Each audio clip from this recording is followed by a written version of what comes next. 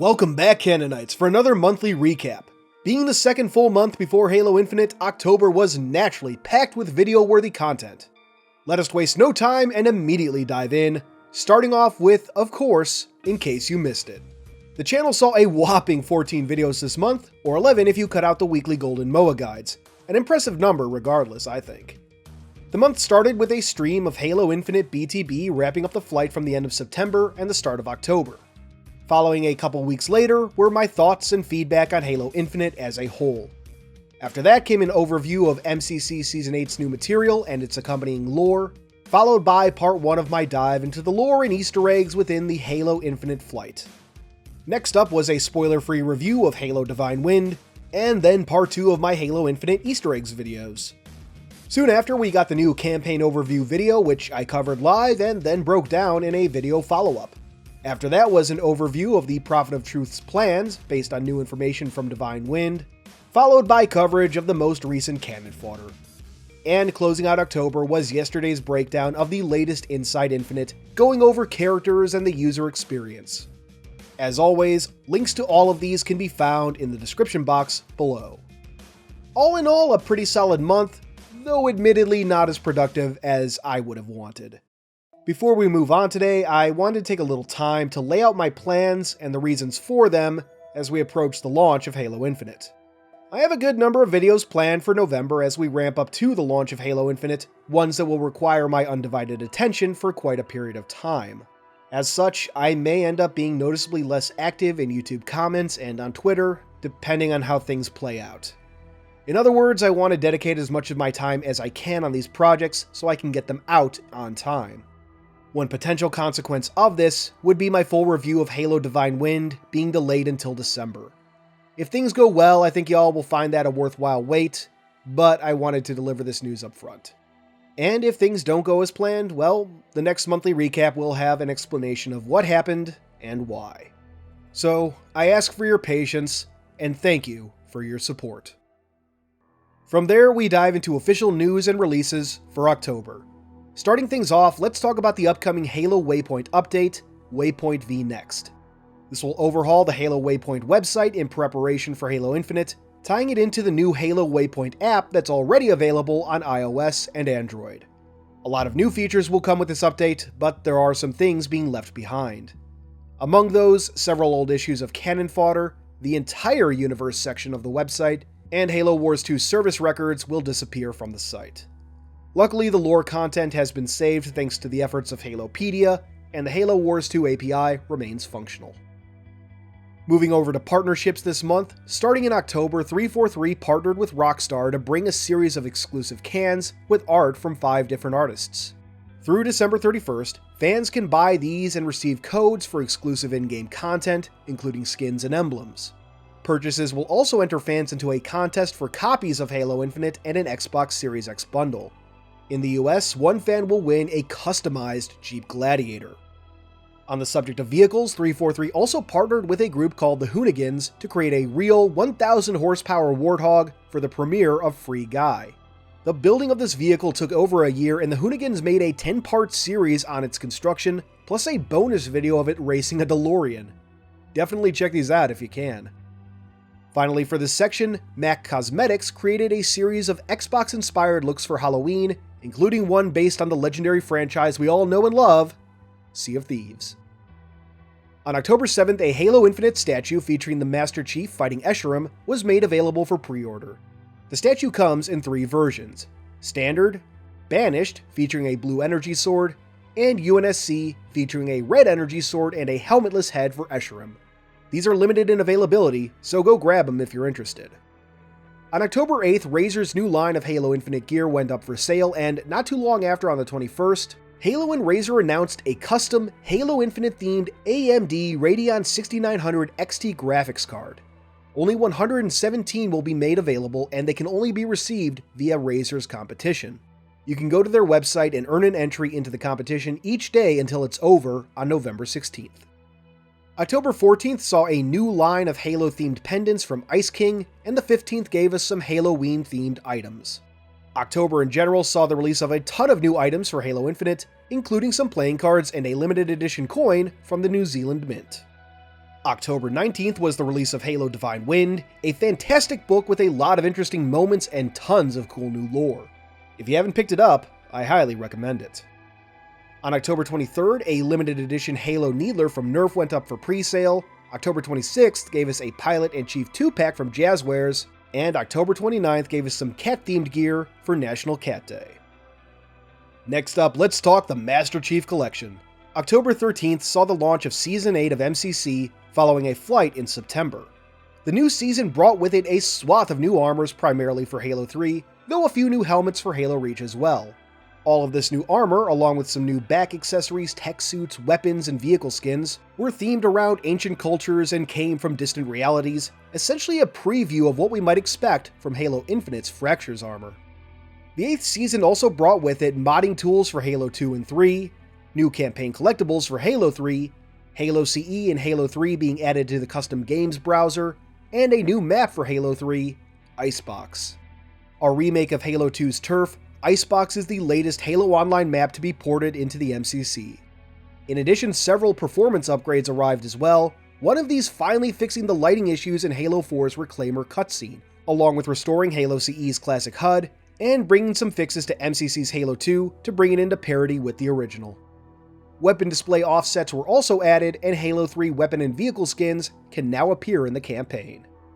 A surprise update this season also saw the separation of body type and voice in Halo Reach and Halo 4. So now you can have a beefy female or femboy Spartan.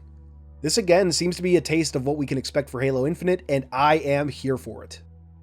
Now, a few features from the Season 8 flight didn't make it into the game. Flood Forms and Elites did not make the cut for ODST's Firefight, at least not yet, though they will be added in the near future. In the meantime, Sentinels have been added as a new enemy type, one of several players can select in ODST's new expanded customization options. Another feature, post-match poses, were also held back for a later date. Finally, player reporting has been expanded in-game, making it easier than ever to report bad actors, and file share has finally come to PC. There are some other smaller updates too, but I think this gets the points across. Season 8 is MCC's last proper season, but not the last update the game will receive. Content going forward will essentially be released when it's ready.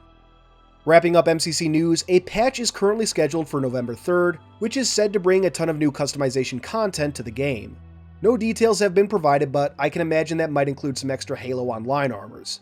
Maybe we'll also see the release of the Tearful Bishop helmet, we'll see. On the Halo Infinite front, 343 wasted no time this month, starting with an overview of the accessibility features Infinite will boast, from font size changes to menu narration, input rebinding for both keyboard and mouse and controllers, and so much more.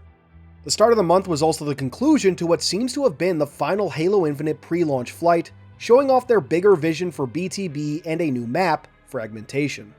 Anyone who completed 10 matches in this final weekend too will be gifted the Soul Testing Grounds emblem in the final game at launch.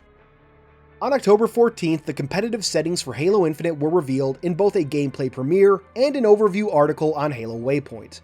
In short, Halo Infinite will have 3 competitive/ranked playlists, each sharing the same settings including a BR start and no radar. These 3 playlists are all based on input, so one will be for just controller users, another will be for just mouse and keyboard players, and the third will allow for both inputs. I'm personally sad that there won't be something in between competitive and social like we've had for basically every other Halo game.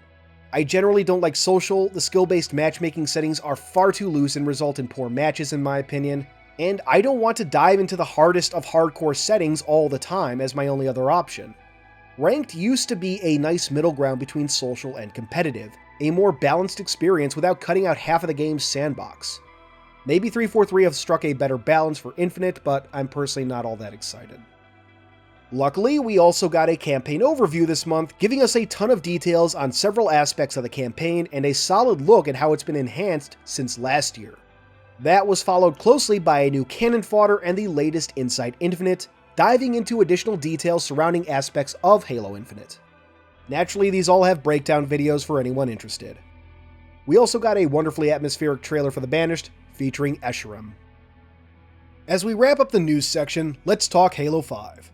October 27th was of course the 6-year anniversary for Halo 5, and December will see what is likely the game's last playlist update.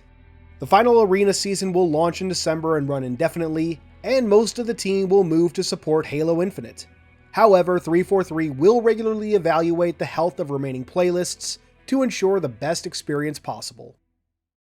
With that though, we can finally come to this month's community shoutouts, and there are plenty.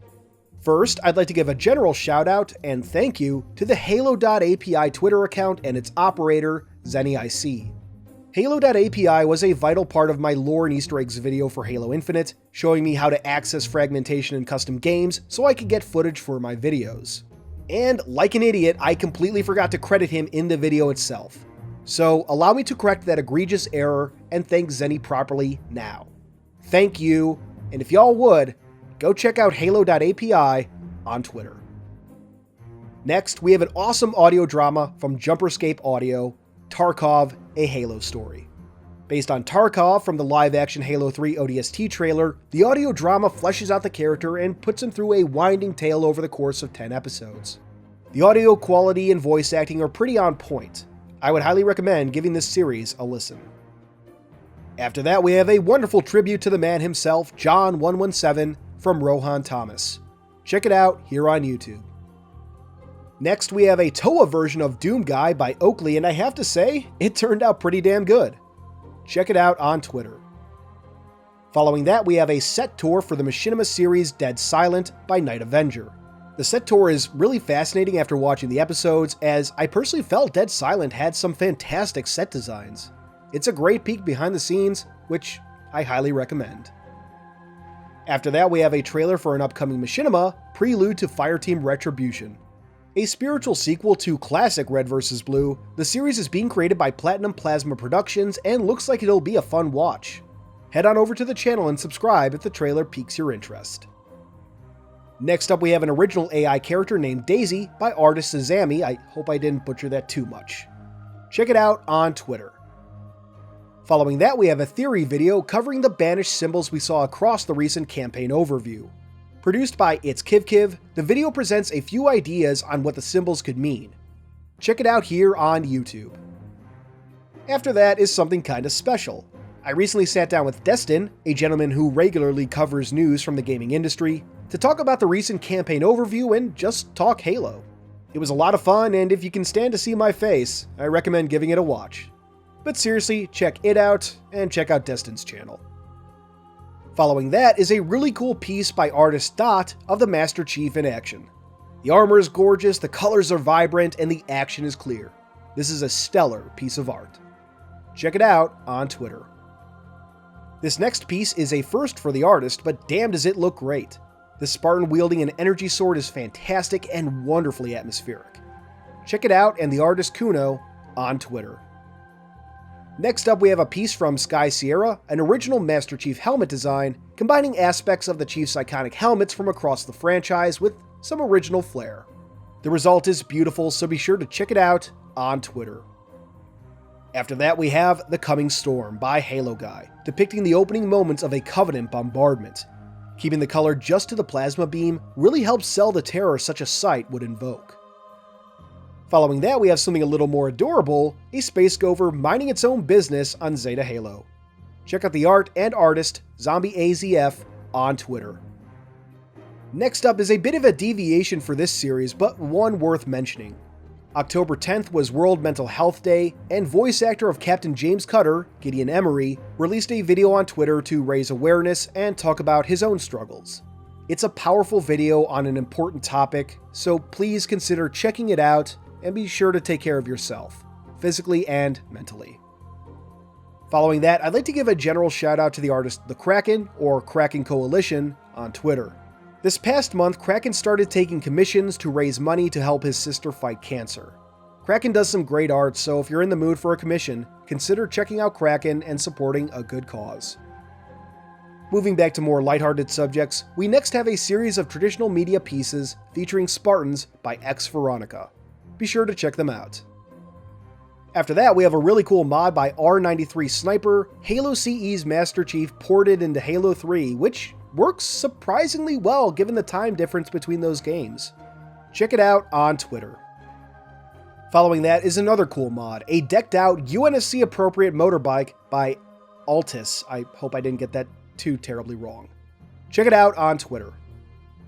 Next up, we have this cool piece by Artist103 on Twitter, simply Halo CE's chief telling y'all to play CE. And he's right, you know. After that, we get some cool Halo 4 prototype animations shared by Will Waltz, and damn are some of these awesome. Check out Will on Twitter.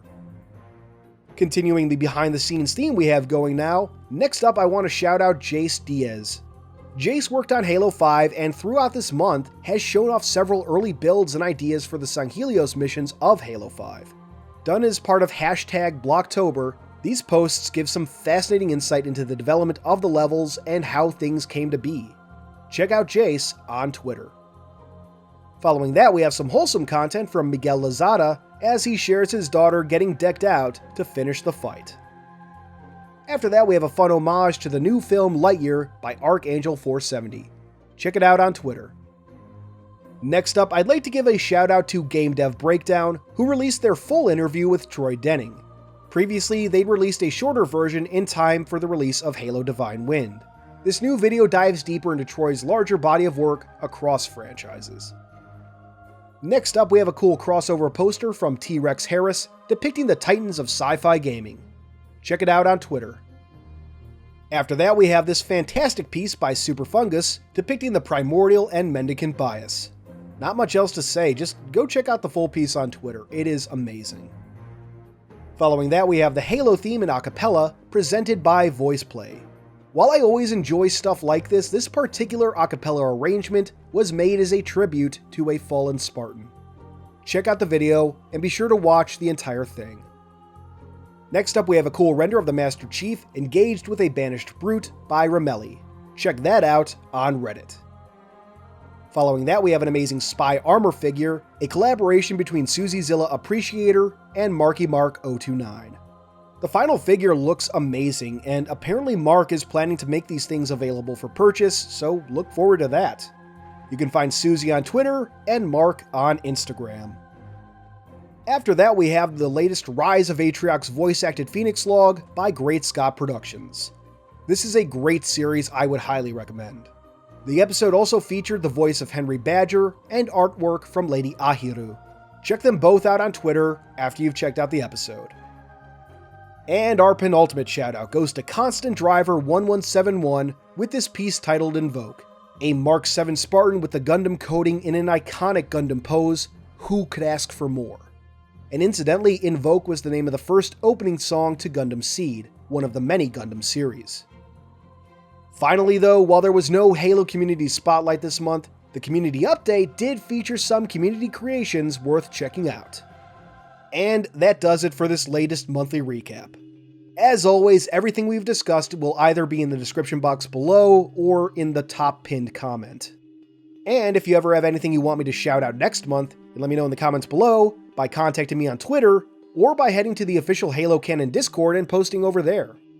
For now though, thank you for watching, stick around for the Patreon shoutout, and until next time, this has been Halo Canon.